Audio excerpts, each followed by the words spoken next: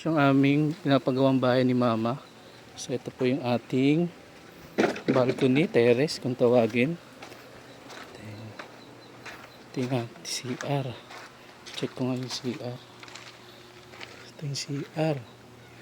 Then pagpasok rito may pinto. May pinto na rin pala rito.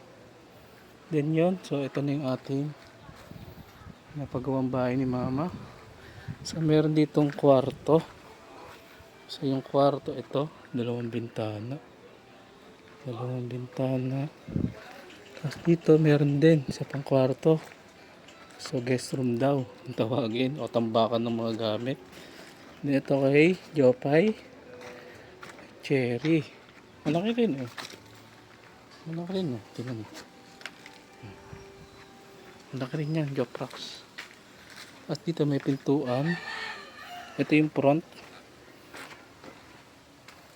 So yan, guys. So yan yung pinakabuong bahay.